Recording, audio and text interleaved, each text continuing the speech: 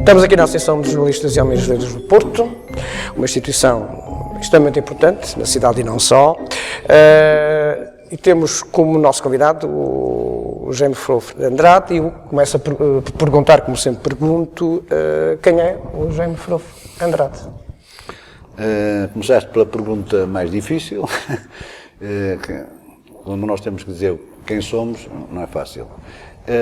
Eu, numa posição um pouco cautelosa e recuada, para não me estender muito, diria que o óbvio que sou um cidadão do Porto, nasci em 1945, a minha freguesia é Massarelos um pouco por acidente, nasci na maternidade Júlio Diniz e a minha ala calhou a de ser a de Massarelos. Como cidadão do Porto tenho aqueles tiques normais que se atribuem ao cidadão do Porto. Acho eu que sim, quanto mais não seja a própria pronúncia, embora a minha pronúncia não seja muito a Porto, porque a minha família é transmontana, etc. Pronto, basicamente direi que sou um cidadão do Porto. Um cidadão do Porto. Isso já explica tudo quem é o Jaime Frofo de Andrade? Um pouco, nunca explica tudo, as coisas nunca são totalmente assim. A tua infância foi passada aqui? Sim, eu vivi sempre no Porto com dois breves parentes. Aliás, até posso dizer três. Foi a Guerra Colonial, enfim, que estive fora 2 anos, e mais um ano de tropa também por várias unidades do país, portanto dá 3 anos. Estive 3 anos fora do Porto e estive ano e meio que vivi a seguir a ter vindo da guerra, eu vivi em Inglaterra. E depois também cerca de 2 anos que vivi em Lisboa, mas depois a minha vida foi sempre nestes 69 anos e meio, praticamente foi sempre no Porto. O Porto marcou-te sempre. Eu estou a tratar por tu porque nós, no fundo, as nossas vidas cruzaram-se, somos jornalistas, não é? E a nossa vida cruzou-se no 1º de janeiro, chegaremos lá. Entretanto, há aqui um espólio, por assim dizer, profissional.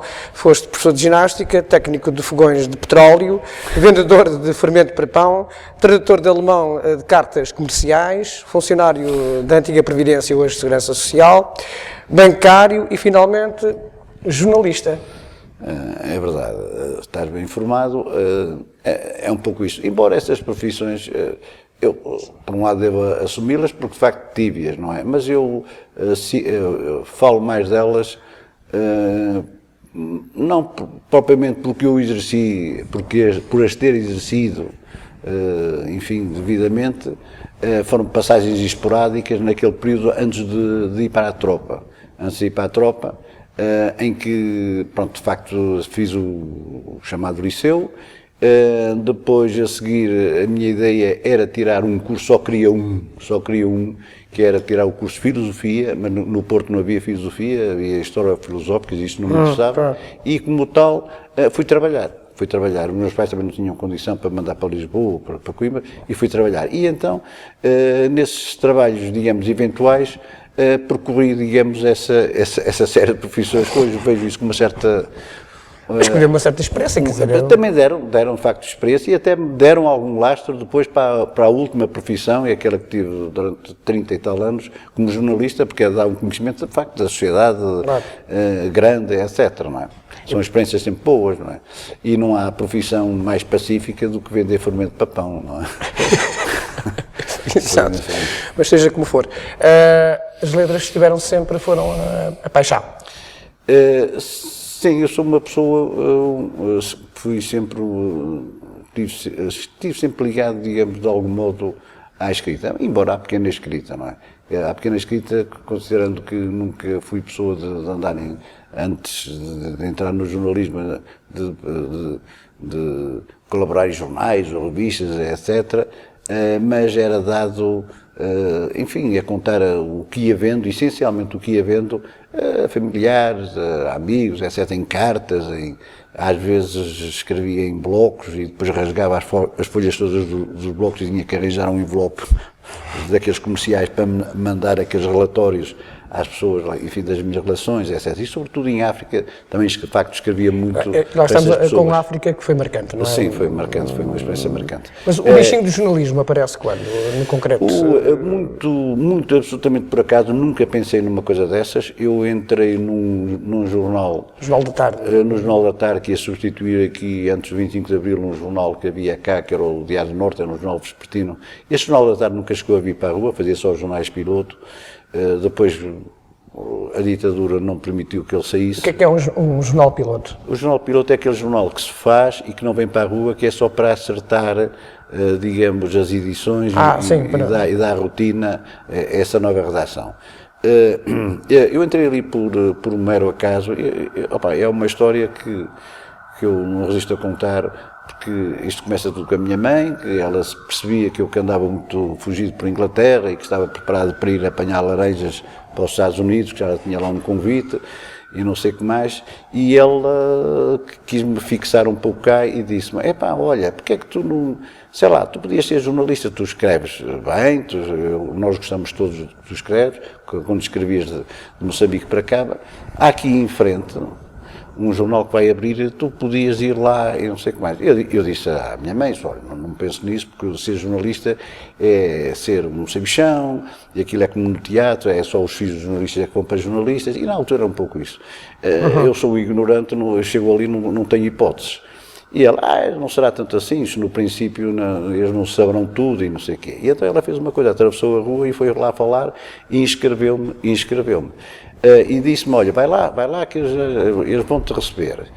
E eu fui lá e de facto apareceu um fulano fantástico, mas ao mesmo tempo brutal, que era acusado de ter sido um espião duplo durante a guerra. Fazia espionagem para os aliados e espionagem para os americanos. Ele tinha um nome estranho, era Metzer Leone, ou Leone Metzer, ou coisa do género. Bom, e esse indivíduo deu-me logo um raspanete, olha, ficas muito mal nisto tudo, queres ser jornalista e é a tua mãezinha que te vem cá inscrever, então tu que não sei o quê e tal. Entretanto, diz-ele, olha, a redação está preenchida, não há lugares para a redação. Eu não gostei do modo como é que ele me fui atendido, aquela arrogância e tal.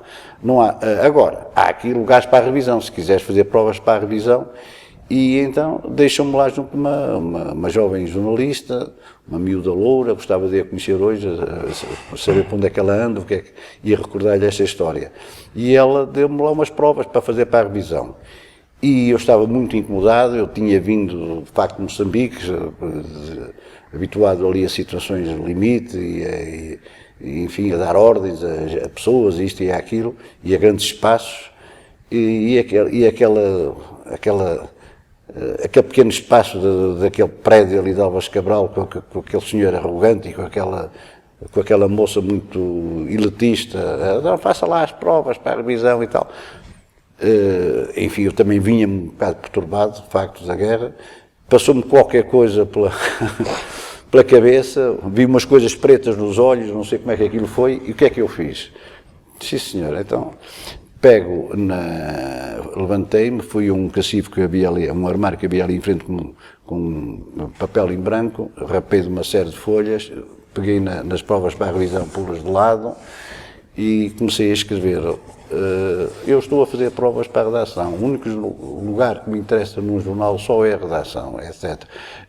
Vocês vêm com o argumento do Bacoco, próprio do país em que vivemos, de que não há lugares, que o quadro está fechado. Um quadro de uma redação nunca está fechado. Isto é um ano para 2000, antes de 25 de Abril. Antes de 25 de Abril. Internamente a escrever isso é uma coisa... Exato, mas eu estava para tudo. É para marcar. É para marcar, e continuei aquele discurso, portanto, nunca pode estar fechado. Quer dizer, compreendo que uma redação não é ilimitada, mas há sempre a possibilidade de poder aparecer um predestinado e vocês recusam o predestinado para o jornalismo porque ao quadro. E naquela altura a hierarquia no jornalismo era muito vincada. Muito vincada, aquilo estava tudo controlado, etc.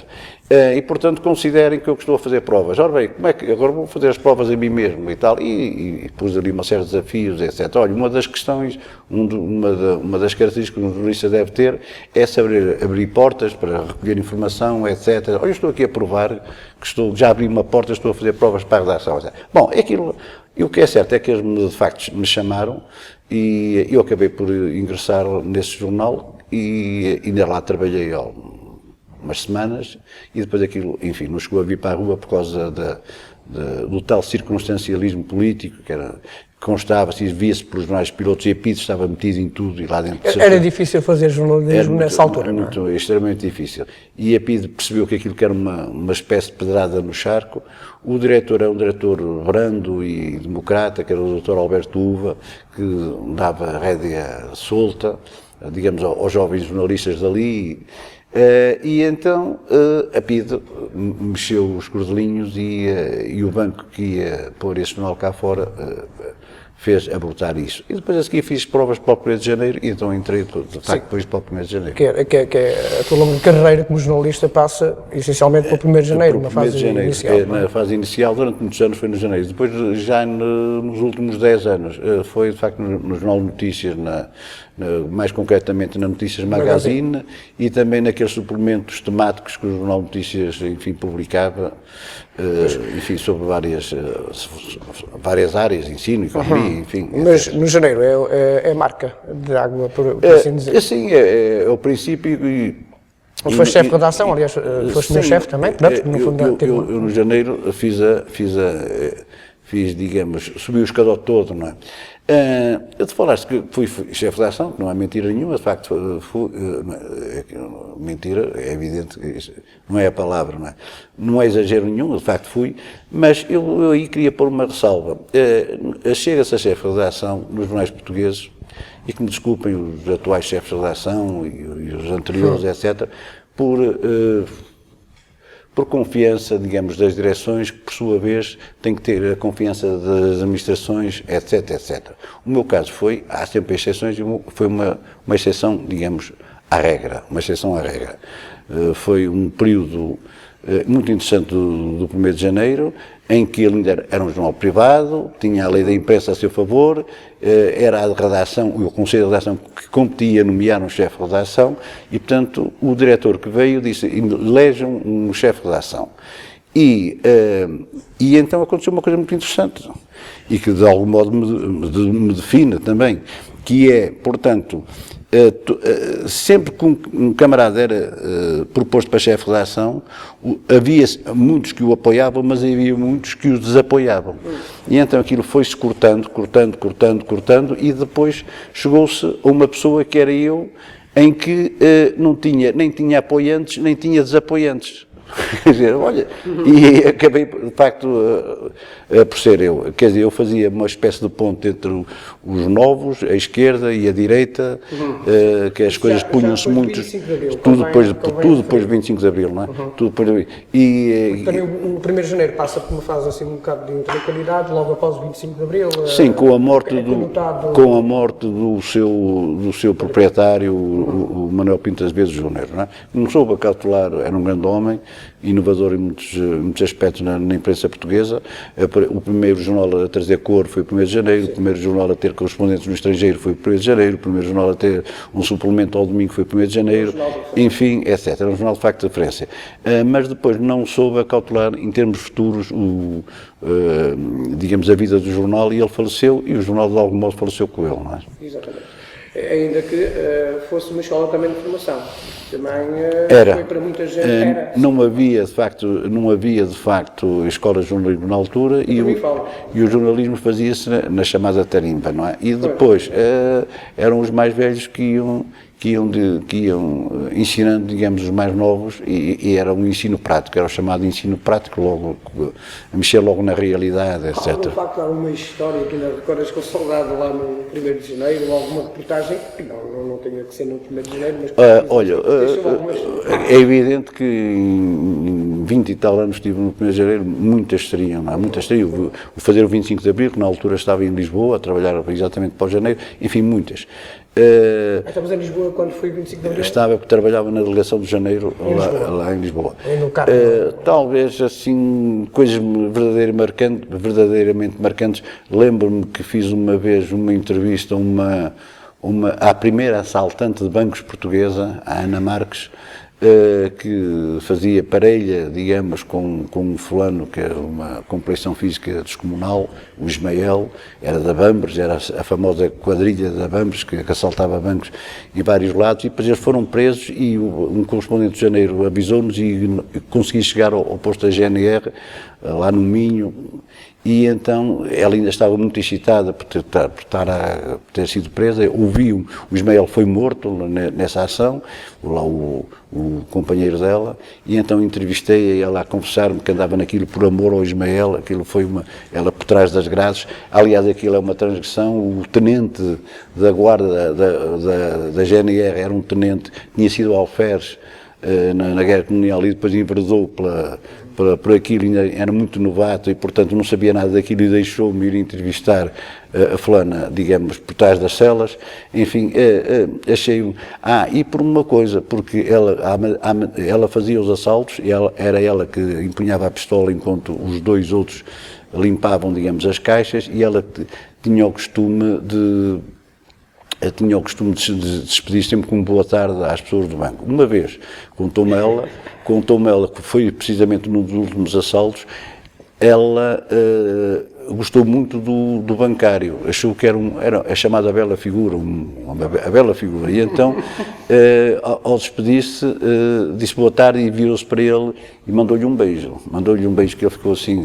E então, os jornais todos trouxeram isso, mas o único que trouxe esse gesto que ela se despediu com um beijo para o bancário, fui eu. E ela, como ela colecionava os recortes lá das suas proezas, ela tinha na malinha de senhora dela esse recorte do jornal, só por eu ter lá escrito que ela que de facto se despediu com um beijo, etc.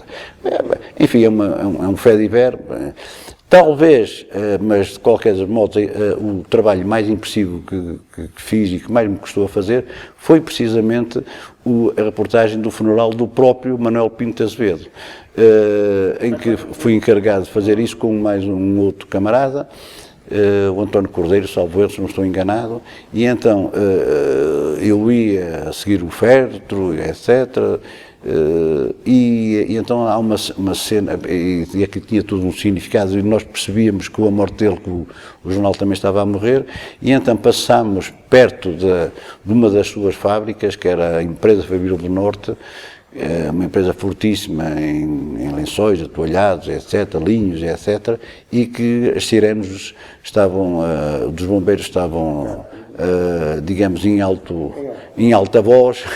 Porquê? Porque havia lá um incêndio, precisamente. Portanto, aquela coincidência de eu estar ainda jovem, fazer a morte do dono do jornal e percebendo que era, de algum modo, a morte do próprio jornal, e depois, ao mesmo tempo, por coincidência, a grande fábrica dele estar a arder, de facto são momentos impossíveis.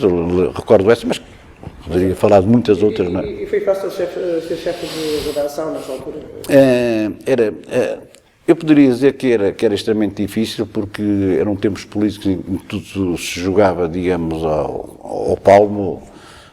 O espaço do jornal era disputadíssimo por todos os partidos, etc. Eu tive, digamos, a esperteza, pronto, eu não quero falar bem de mim porque me fica mal, não é? Mas então vou-lhe chamar, não vou dizer sabedoria, mas a esperteza de perceber que eu sabia alguma coisa daquilo, mas que não sabia tudo e que provavelmente saberia pouco. E então habituei-me sempre a discutir os problemas do jornal ou de cada edição verdadeiramente com as pessoas, e eu pela média geral das opiniões, não é? E, portanto, quando se faz esse exercício, digamos, democrático, as coisas tornam-se, digamos, mais fáceis. Às vezes acontecia eu estar na minha e saber que tinha toda a razão, e havia um camarada qualquer que achava que não, que devia ser assim, que devia ser assado. E eu disse, pronto, ótimo, tudo bem. Então, diz-me como é que se resolve isso. E aponta outra alternativa. E sempre te assumiste como um homem de esquerda? Sim, um unitário de esquerda, o chamado unitário, não de partido, porque de facto nunca consegui. Eu digo isso com pena, não digo isso com vaidade. Eu gostava de ter, digamos, ou a disciplina, ou chamem-lhe o que quiserem, para ser de um partido que estava mais enquadrado eu sou uma pessoa um pouco de espírito de corpo, etc., mas não, todos eles por isto ou por aquilo me desiludem e me desagradam. E, portanto, mas também naquela Ainda altura... Hoje mais ainda do que antigamente. Antigamente também punha-se uma questão, eu também me sentia um pouco, como jornalista, um pouco, não digo limitado, mas que não era muito aconselhável andar num partido, porque seria também... Estávamos conotados. Conotado, etc, etc, eu gostava de estar mais solto para fazer as minhas notícias, etc, não é? Enfim. Portanto, siga. E hoje em dia é fácil fazer jornalismo ou está mais complicado do que aquilo que é naquela altura, mesmo nesse os velhos jornalistas que vou encontrando, eles dizem-me, parece que ando sempre na conta corrente, parece que ando sempre ao contrário, não sei como é isto, e dizem, vê lá tu, não sabem escrever, isto é uma desgraça, para onde é que isto vai, etc, etc. Eu vejo, quando eu antigamente, eu sou do tempo em que se compravam jornais por um imperativo cívico.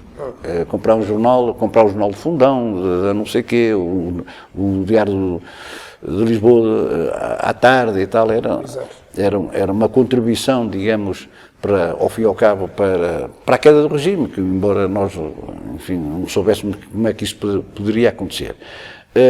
Eu hoje digo, com pena, obviamente, que não compro jornais por imperativo cívico. Antes comprava-os por imperativo cívico. Não, porque os jornais, de facto, pertencem a quem não deviam pertencer, digamos, a grandes grupos económicos. Pelo menos jornalistas. Não é? Exato, e depois, eles, claro, trabalharam o setor às suas conveniências. Começaram por fazer o seguinte, tudo que tem mais de 50 anos, despachar essas pessoas. São pessoas com memória, são pessoas instaladas, têm poder crítico, etc. Portanto, tornavam-se incómodas. E, portanto, meter, de facto, juventude e, sobretudo, em situações precárias, de emprego precário. É uma questão que hoje se levanta como... Exato. Portanto, vamos dizer assim, então é censura e tal. Pois, antigamente havia a censura. E agora há ou não é? E agora, é evidente que continua a haver, e, inclusivamente, contaram-me há pouco tempo, o seguinte, que há um jovem jornalista que fez uma determinada notícia e que já não era a primeira vez que fazia notícias num determinado sentido e de uma determinada maneira, e que a direção teve foi abordada pela administração e disse, e repreendeu a direção, e para repreender aquele jornalista, qual era o problema? É que aquele jornalista, para assegurar o seu emprego, etc., procurava interpretar a vontade hipotética do grupo e então ia muito mais além do que o próprio grupo queria, quer dizer, e o grupo quer, de facto, as notícias à sua conveniência, mas não quer a coisa, digamos, de modo descarado e de modo apologista e de modo não sei o que é aquilo. Isso é a chamada autocensura, não é? Ali, neste caso, não é bem autocensura, isso pode ter outro nome que agora não me ocorre e não será bom, de certeza. E de certeza que não será bom, mas há muito autocensuras e eu vou fazer isto e isto ainda vai sobrar para mim, não é? Ainda vai sobrar para mim. É engraçado, estás a falar nisto e não faço ainda do papel dos sindicatos jornalistas no meio disto tudo. Os sindicatos, falo dos jornalistas, eu já estou a falar no plural, os sindicatos perderam de facto muita influência, têm culpas próprias, obviamente, isto é um processo de culpas repartidas, mas houve aqui, naquela fase em que os milhões da União Europeia começaram a ir a vir e começaram a ser geridos do modo como nós sabemos, houve um tempo de algumas vacas gordas e então nesta euforia do dinheiro, do novo, do vamos comprar, do vamos fazer, etc., talvez a anterior geração, que é a minha, não tenha sabido incutir na nova geração, olha, cuidado com os cães, que isto não é assim, isto de um momento para o outro é mais complicado.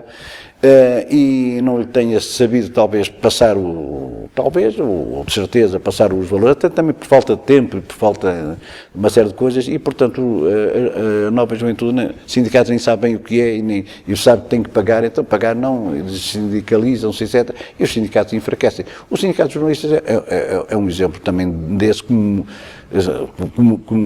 aos outros, não é? E perdeu de facto muita influência. Vamos a ver com o apertar, digamos, da situação, das dificuldades que estão a ser criadas, provavelmente admito que volte a haver outra vez uma influência maior dos sindicatos, oxalá que sim, porque no fundo... Em termos, como é que vês a sociedade hoje em dia? teu olhar clínico e com a experiência de vida que tem? Analisar a sociedade é muito difícil porque ela está em mudanças, digamos, incríveis quase a todo momento. Há uma palavra que não se pode fugir a ela, que é a globalização. A globalização, de momento veio só trazer, veio mostrar para os oportunistas, os mais afoxangados, os mais ricos, os mais poderosos, para já aproveitaram-se muito da globalização em seu favor. Admito, e chegamos à situação de dois dos países, enfim, das crises, etc. Admito uma coisa, que a globalização, que quando começar a ser um instrumento, digamos, do proletariado, do pequeno trabalhador de serviços, do trabalhador em geral, até da pequena burguesia, etc., que aos poucos começa a perceber do que é, de facto, a internet, do que é o seu poder, etc., que isso venha, talvez, e oxalá que sim, a fazer-se um pouco o equilíbrio e que nós os menos poderosos, somos mais do que os poderosos, apesar de tudo, que se consiga vir. Aliás, quem me alertou para isso, e tenho que lhe fazer justiça para isso, porque de facto não foi pela minha cabeça que eu lá cheguei, foi o Tino Flores, aquele cantor de intervenção, que eu fiz uma entrevista aqui há uns anos, quando este fenómeno começou-se a dar, e ele dizia-me, haja calma, porque há de chegar o dia em que os menos poderosos vão começar também a tirar vantagens da globalização e os mais poderosos depois vão sentir isso. Redes sociais, tudo, etc, etc. E voltando aos jornais um bocado, este boom de jornais que são feitos online, portanto eletrónicos, achas que é positivo, é interessante? Ora bom, eu lembro-me, há muitos anos, no 1º de janeiro, recebíamos lá uma pequena brochura que era distribuída pela chamada mala diplomática, que era o Cultura, não sei o quê, enfim, já não me lembro do nome daquilo, e que definia os dias de hoje. Eu acho muito interessante aquelas pessoas, antropólogos, sociólogos, etc., que pegam nos sinais que hoje temos e os interpretam e os projetam no futuro e dizem isto vai ser assim.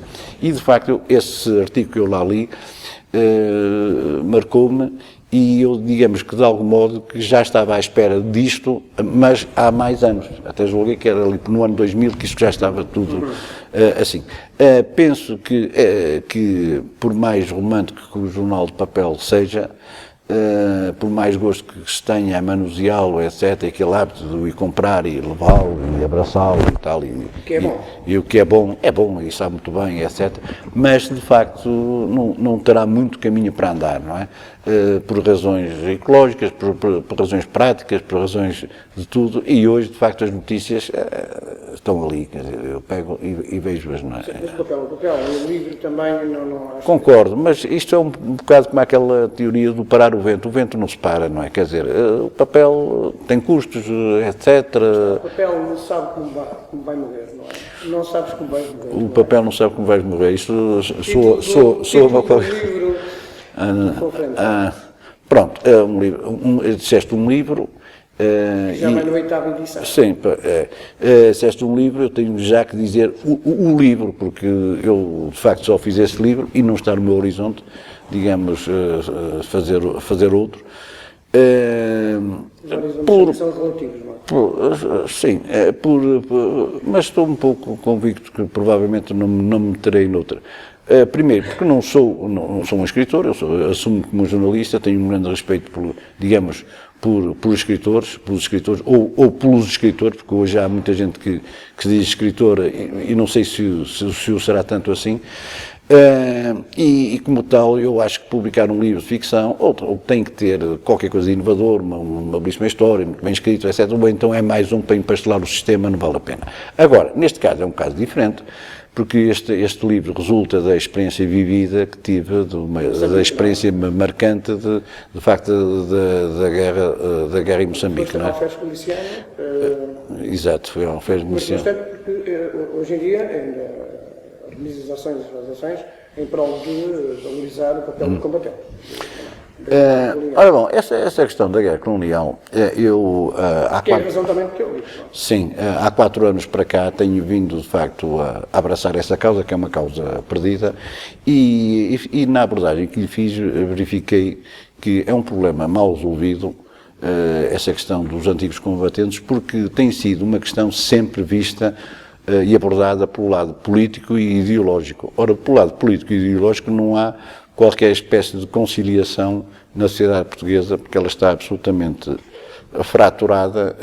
Há aquelas pessoas que não pensam nada especial e não sei quantos, mas aquelas pessoas mais militantes, organizadas, coerentes lá nos seus partidos, etc., se são de esquerda têm uma visão e são de direita têm outra.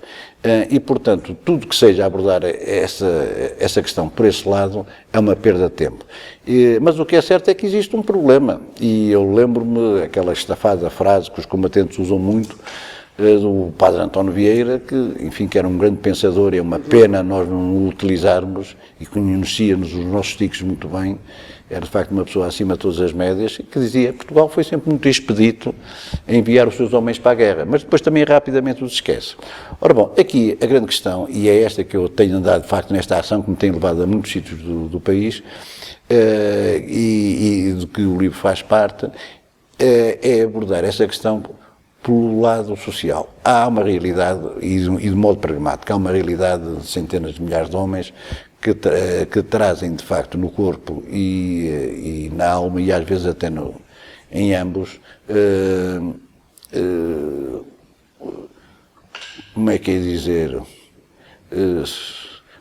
graves deficiências, médias, graves deficiências, há de tudo, etc. Sim, muito. Ora bom, e sobretudo há uma outra coisa, quer dizer, aquele sentir-se, digamos, usado. Quer dizer, um combatente sente-se um bocado como... Aliás, o Estado português fez relativamente aos combatentes aquilo que eu não faço com a gilete que uso, porque eu uso a gilete e quando ela deixa de cortar, eu não a deito fora, vai para a reciclagem. Dou-lhe a possibilidade de vir a ter uma outra vida, nem que seja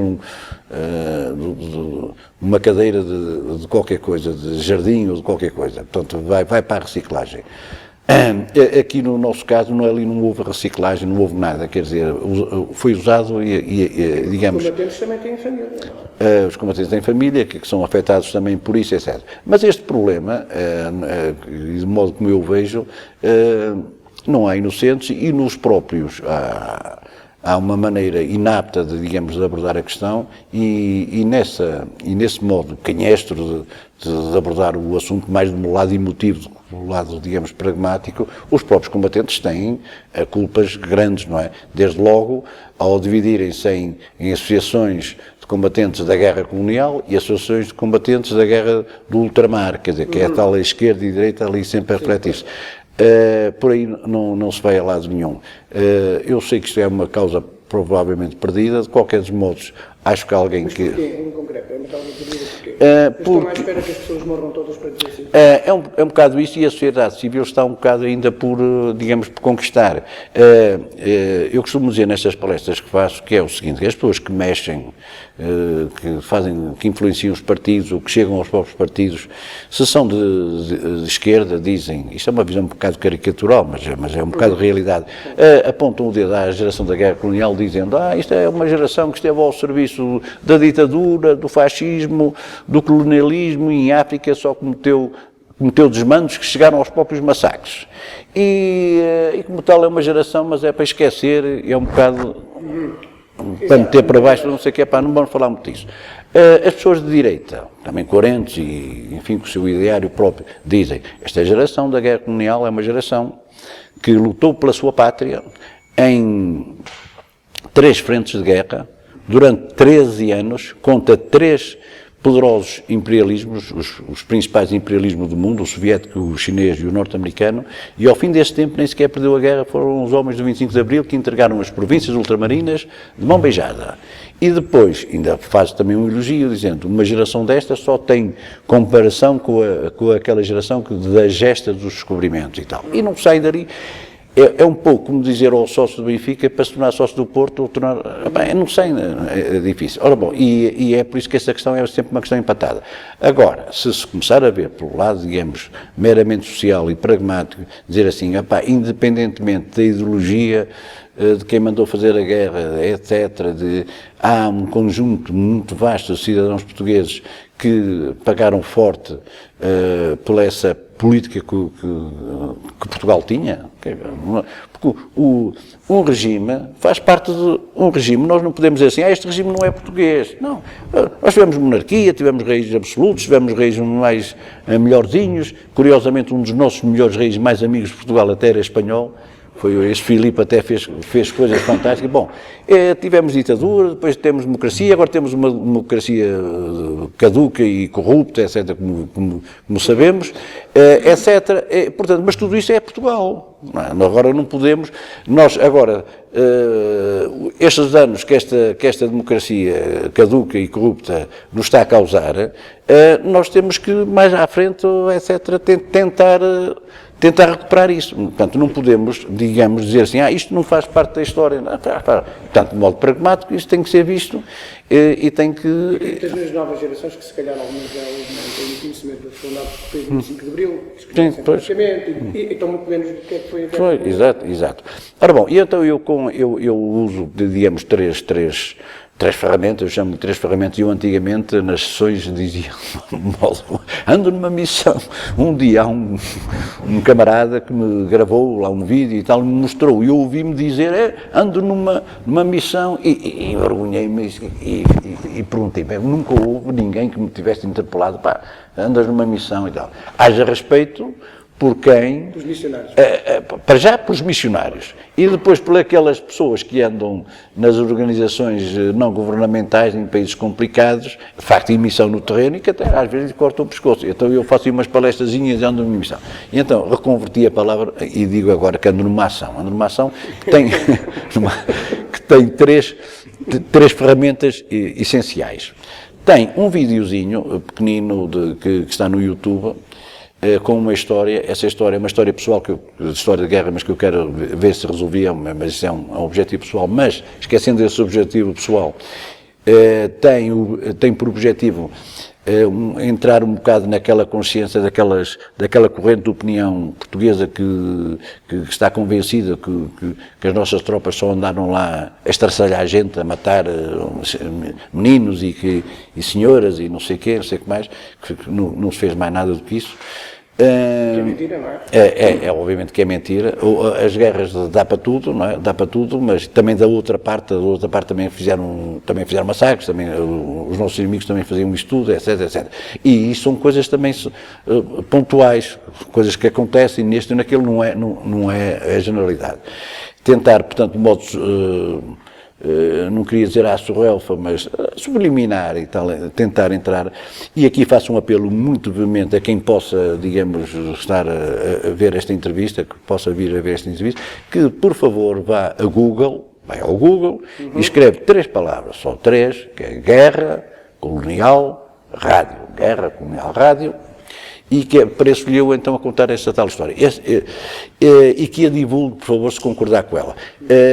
Eu pretendo fazer uma exposição ao nosso embaixador em Moçambique para ver se o sensibilizo para esta história. Pronto, essa é uma das ferramentas. A segunda ferramenta são as próprias sessões ao vivo que tenho feito, de facto, por muito lado.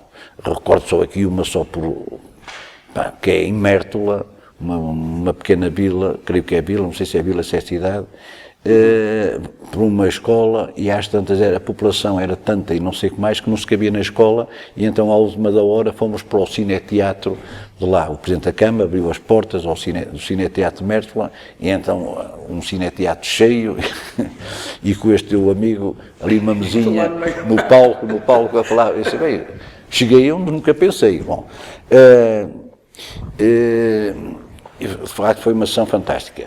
Depois, são as sessões ao vivo, e então, é a história do livro. O livro tem 2 grandes objetivos. Portanto, o livro consta de histórias verídicas e verificáveis, que em hora e meia de leitura, portanto, de modo simples, muito fácil, em hora e meia de leitura, exato, permite ficar com o conhecimento das ocorrências mais comuns que se deparavam às nossas tropas. Quer dizer, tu não estiveste lá e dizes como era e tal. Em hora e meia ficas a saber como era, porque elas são escolhidas seletivamente. Qualquer combatente sabe quais são.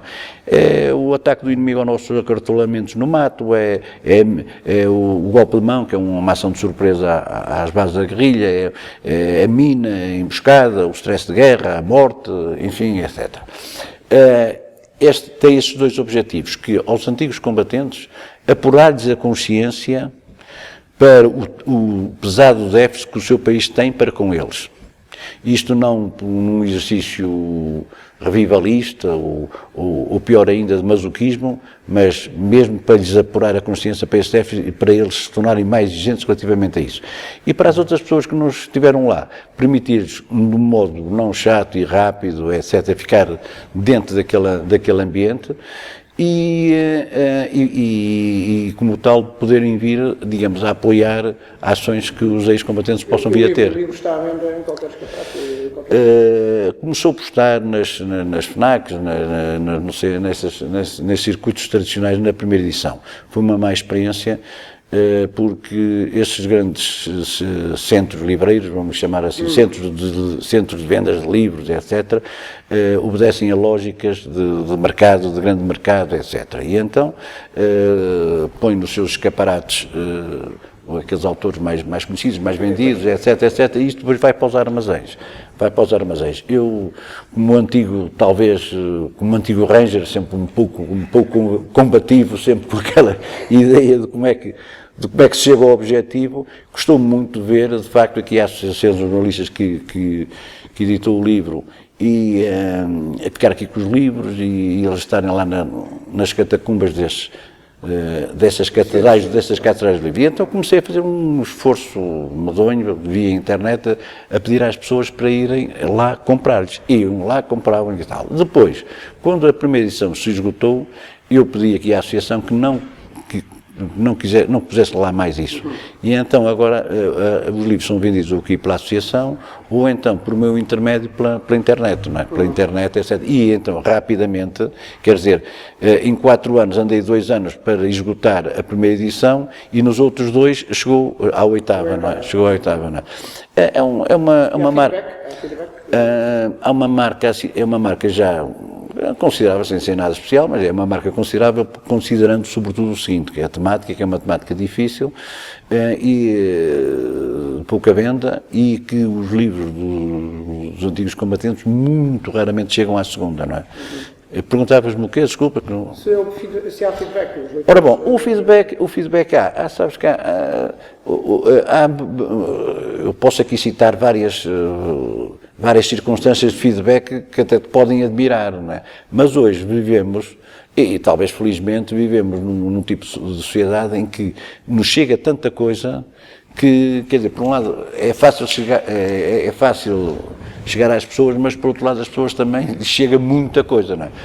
Assim, 2 ou 3 marcas, por exemplo, a Galiza apaixonou-se pelo livro, convidaram-me a ir lá, foram centenas de pessoas, fui lá fazer uma palestra, etc. E foi adotado, este livro foi adotado por um clube de leitores da Galiza. Tinha adotado, tem 3 anos, o primeiro foi um livro de Saramago, o segundo foi um livro do Mia Couto, e o terceiro estava a parecer um outro grande nome, e foi este, não por eu considerar um livro literário, nada disso, mas pela avidez que eles têm de conhecer a nossa realidade e então eles aperceberam-se que este livro contava a realidade da guerra colonial que lhes escapa um bocado, eles são muito apegados a isso.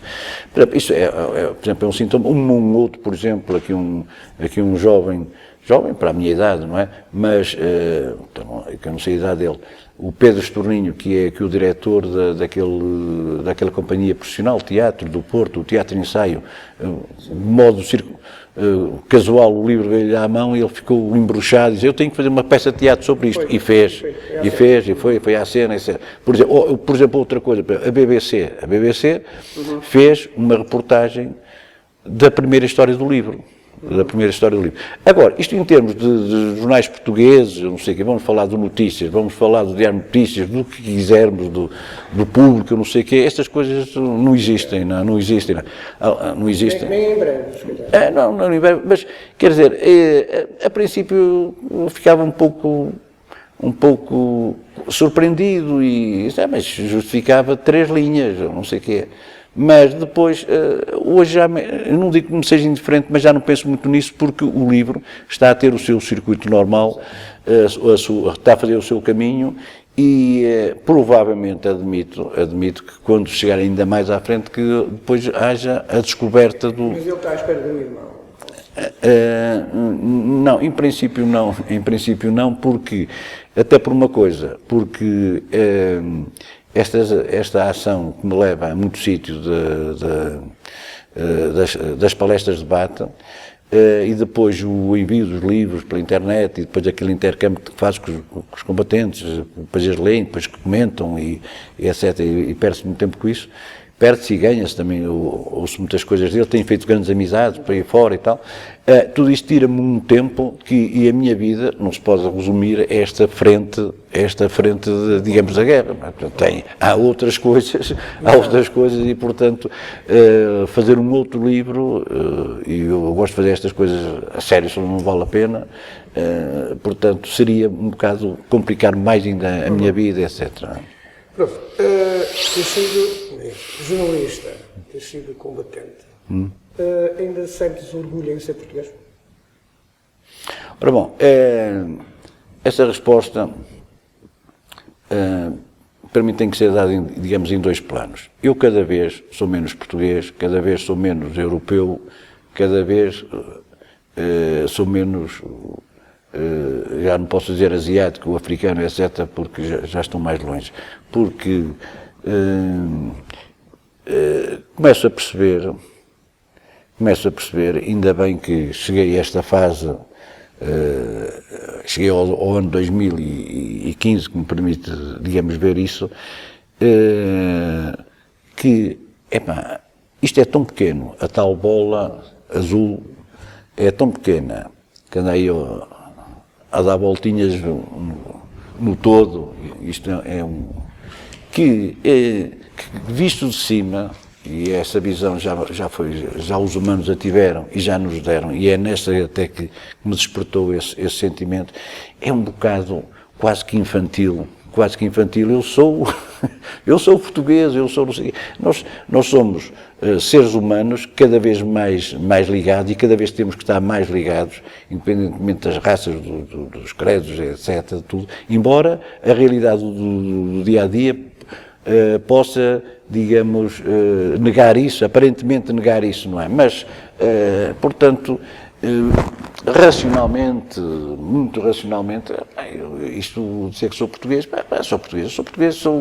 sou do género humano, sou um dos bilhões que andam aí, não sei o quê. Nós temos muito mais proximidades, se quisermos, com os chineses do que sei lá com o quê. Quer dizer, se quisermos ver no modo como pensamos, os chineses têm as suas emoções como nós temos, também têm filhos, também sabem que vão morrer, também desejam progredir na vida, também têm anseios artísticos. Em que é que eles, ao fim e ao cabo, onde é que está a diferença? É por ter os olhos um bocadinho assim?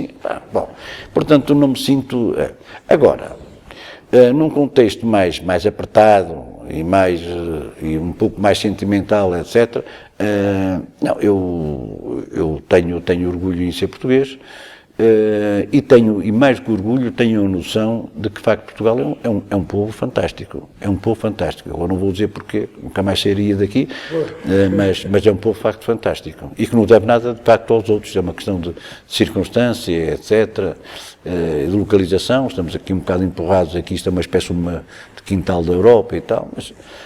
um bocadinho, mas não sou adepto daqueles que pensam, isto é o país da couve galega, e que sentimos todos primos do comboio da trofa, que é um comboio de via reduzida e do caso se vai andando com a cabeça entre as orelhas, como diz o Sérgio Godinho. Não sou muito apologista do fadinho e da desgraça. Acho que o fado que olha, e está a ser reconhecido agora, é uma expressão musical como são os blues, como outra coisa qualquer, há bom fado e há mau fado. Nós somos iguais aos outros no seu melhor, etc. Não devemos nada a ninguém. Para finalizar, tens sentido bem contigo? Ora bom, há uma coisa talvez surpreendente e que talvez me vá surpreender mesmo ouvir-me dizer isto, não é? Ouvir-me dizer isto, mas de facto é o que eu penso, e também nunca ninguém tinha feito esta pergunta, porque eu também normalmente não sou entrevistado, não é? Fazia entrevistas e tal. Se me sinto bem comigo.